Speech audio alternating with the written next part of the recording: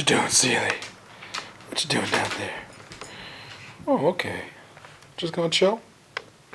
Well, that's alright. Hello! Oh, wait, hold on, I need to get the audio in. How's it going there, everyone? My name is Philip Chong. This is the Dabbing Diaries channel, and I am the Cangineer, a former engineer with a strong passion for cannabis, here to bring you the statistical analysis of what's happening in the cannabis world. And today, Ohio is voting for their legislation on Issue 3, a legalization measure which will legalize cannabis for all Ohio citizens over the age of 21. Through this issue, Ohio citizens can now carry 1 ounce of cannabis on their person, as well as having 8 ounces of homegrown cannabis at home, and even 4 cultivating plants. A controversial part of this measure is that it will leave the commercial cultivation up to only 10 grow centers. Now, these 10 grow centers are going to be massive multi-acre facilities meant to serve 1,100 dispensaries.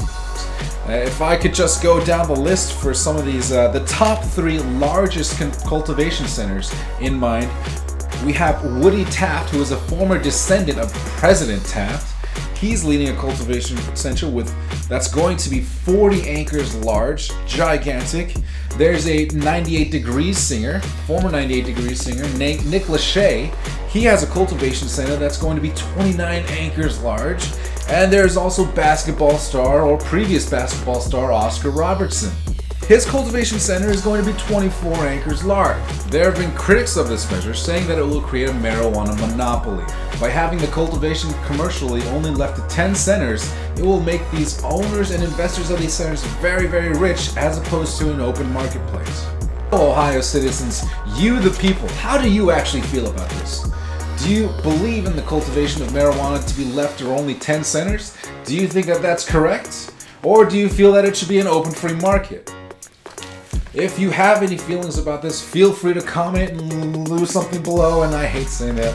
How do you guys feel about this as Ohio citizens?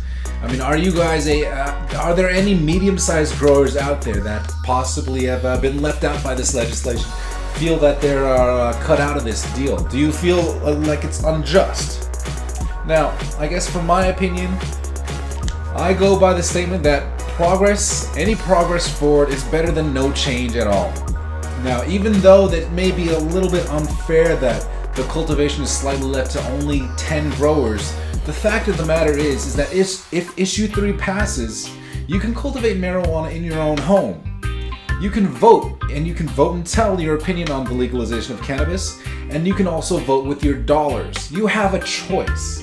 No one is forcing you to go to any of these dispensaries. It is now going to be legal, if this issue passes, to simply grow and smoke your own supply. There's no need to get involved and support these monopolies at all if you really feel like they are a monopoly. Now, I believe that having the marijuana commercially cultivated in only 10 mega centers, it may be a slight monopoly, and these investors will get very rich. However, I still believe it's a step forward. By having only 10 centers, you can have a much tighter control of the final product that's coming out. You can have much better testing at these facilities. You can keep a much closer eye, knowing that all the product is coming out of these facilities, and you have a much more regulated product coming out.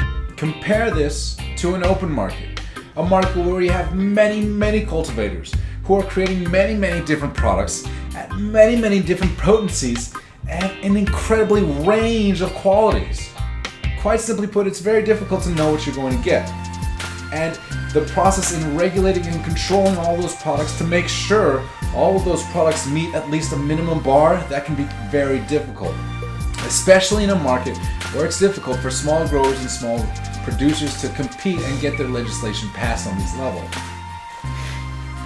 You know, I look at the situation and I look at the cannabis industry right now, and to me it almost seems like a comparison between Macintosh and PC. Now, I can remember growing up and building a PC and realizing that PCs, they had the incredible opportunity of making so many vendors and so many manufacturers for so many different parts.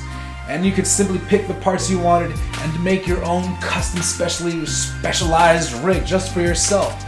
But the downside of having this was that you had compatibility issues. I remember putting parts together and simply turning the switch on and realizing that this fault wasn't even mine. I made the computer completely fine, but the issue was that some parts simply didn't play well with each other.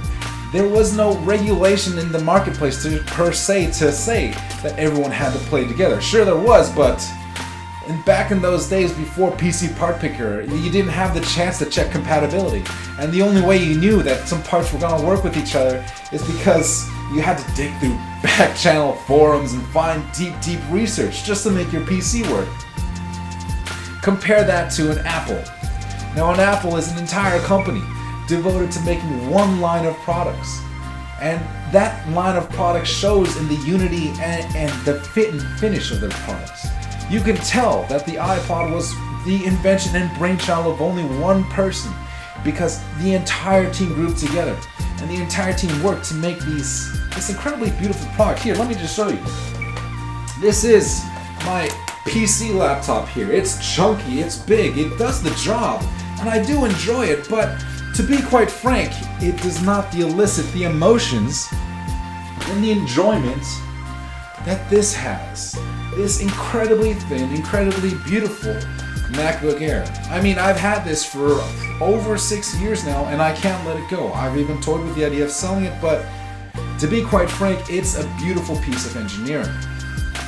The fit and finish of this is beautiful. The margins and the gaps between each of the parts and components, you can tell that this entire piece and this entire device was custom made just for one reason, and that one reason was to be beautiful and to perform to the confidence and the standards of only one person, Steve Jobs.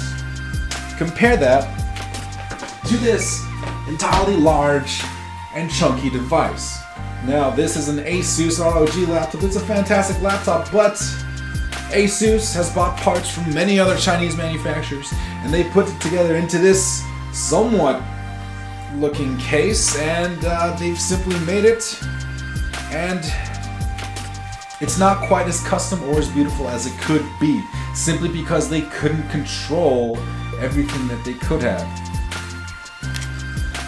On one hand, you have complete unity, a company devoted to the desires of one man and his one industry, compared to a conglomeration of many different parts trying to work together, trying to make one product. The outcome is pretty evident.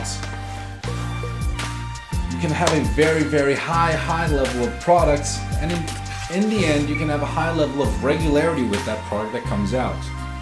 Now the downside comes is that when you have so much money in the hands of so few, there is a responsibility with that. Apple, I mean, they've outsourced their products to be built in China, and to be quite frank, the living conditions and the working conditions of those factory workers are dismal. We don't want this to happen to our cannabis industry, and it's our duty as citizens to look closer at these investors and to see what their plan is for what they will do with the money generated from these entire cultivation megacenters. Now, there is the issue that having so much money in the hands of so few, well, it creates a responsibility for those people. This is an incredible opportunity for the cannabis industry to have for the first time unity, to have for the first time a lobby, a chance to grow and pool their resources together to make an even greater change. I've been watching a lot of House of Cards lately, and it's made me realize that if you want to have any change in the government, if you want to make any long-lasting laws or anything like that, you have to have leverage. You have to have a lobby, and you have to have politicians on your side. It's very difficult for small and medium-sized growers to cultivate and to unionize and to grow and to get together on this. If we have a chance to create this sort of lobby with the money that's going to come out of this, we can also have a chance to have politicians in the White House working for the cannabis industry to make changes and laws for us. To me, this is an opportunity to grow larger and to move forward even more. Now, this does bring into question the issue and responsibility that these investors have in these 10 cultivation centers. if they're going to reap so many profits and so much money from this, they also have the responsibility to use that money, put it back where they get it from, to basically give back to your community and to give back to the industry. The least that they could do is to create a lobby and to help forward and make long-lasting changes to the drug policy and long-lasting changes to the community and jail policies that we have to make a step forward for us. Ohio citizens, how do you feel about that? Now, you have a chance to vote, and I please hope that you did vote, and I please hope that you voted yes on issue 3 and no on issue 2. After all, the fears of a monopoly and the fears of this incongruous fair trade, I believe that they're small for the opportunity we have to grow and to unionize and to get together and make a longer, larger trade for the nation as a whole.